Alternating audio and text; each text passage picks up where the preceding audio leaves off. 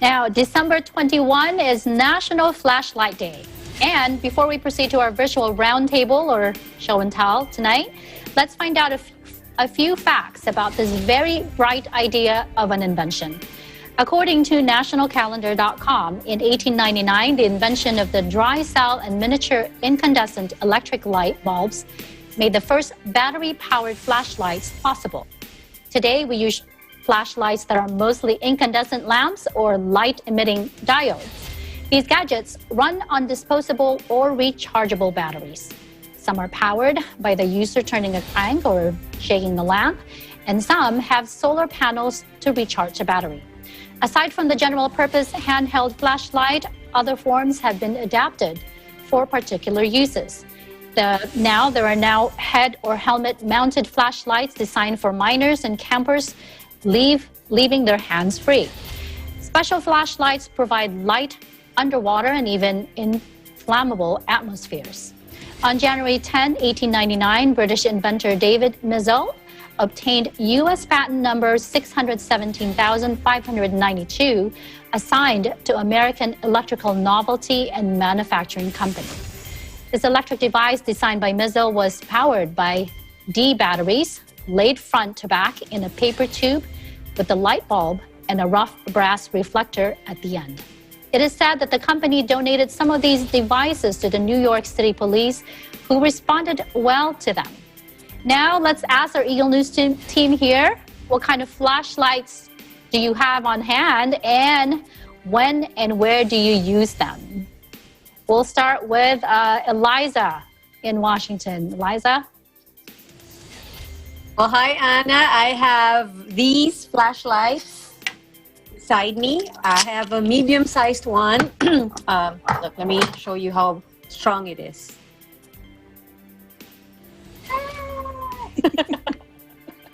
Okay, this medium-sized one, we keep this in our emergency bag. We got this while preparing for our first winter storm here in the East Coast, which was 5 years ago. But the first and only time I used it was a few months ago when we went camping, and it came in very handy when I needed to use the bathroom at 3 in the morning. It was so bright, all the raccoons got scared of me. And we also have these little ones. We have these. We have one of these in each of our drawers around the house, just to make sure that they are easy to find if ever there's a power outage. I also keep one in my purse. They're pretty strong too. That's a great idea. They have come a long way, right? We see them in different shapes and different colors. Those little ones are cute. Well, thank you, Eliza, for sharing that. Now let's go to Thomas. Okay, well, we got a couple of them here. My wife found it, but the batteries are dead, so we'll just set that one aside. Then she's got her little Eddie Bauer one here. We allowed to mention trade names? Okay. And this is generally what I use. It's my Samsung. Oh, yes. There we go. Eater. You know, these things are replacing literally everything in our lives. Everything is on the phone. I don't need a file cabinet anymore. I don't need a typewriter. Anybody remember what a typewriter was? You do everything on the phone now. You can even talk on these things. But do you know why they're called a flashlight? No, tell us.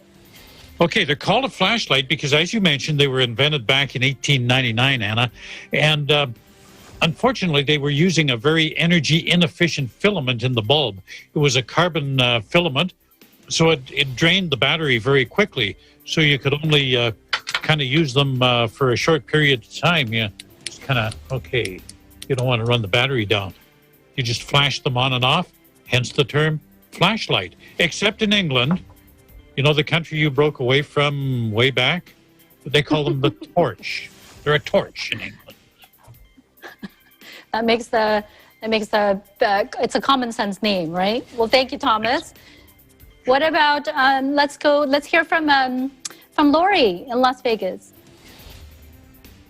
Hi, Anna. Yes, so for flashlights, so dug way back in my military days, this is an old version one of I don't even know if it works. And this is a newer version one that also from my military days. But I will tell you, I'm like Brother Thomas, and I use my phone generally for a flashlight. So yes, we have our phones handily. Our kids have their own devices too, but my husband does have a huge one that he keeps, but I think more maybe for self-defense. I don't know. I've never really seen him use it. That green one looks interesting. It's I forget that you were in the military. I'm always amazed how you were in the military. Thank you, Lori. Now, how about Keisha?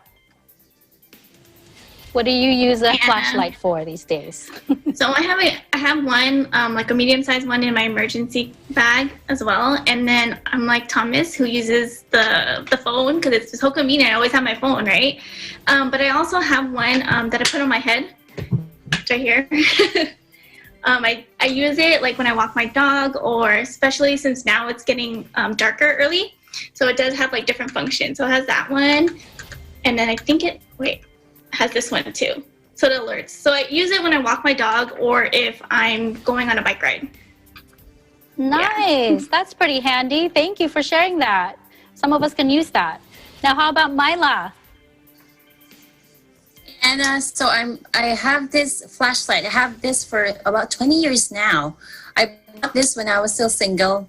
And when I moved here in the East Coast, my first time to be alone on an apartment, so I decided to buy this big and heavy. This is heavy, about 3 pounds. So I use this on my bedside. I put this on my bedside table. So just in case there's an intruder, I can just throw this on the intruder. This will hurt you. You have to turn it on first. Double purpose. It's dual purpose. Double purpose. Yes. Flashlight and to hit the intruder. A weapon, yes. Well, thank you, Myla, and thank you, team, for sharing all of that. I too, like Eliza, keep one in my purse, and I'm glad this came up because I haven't checked it in a while. I have to change the battery. The battery's dead. So thank you again, Eagle News team, for sharing with that tonight. And of course, we continue to thank our healthcare workers, first responders, and essential workers with a round of applause. We appreciate each and every one of you. That is today's Eagle News America. Thank you so much for joining us. I'm Anna Kui, and we live in interesting times.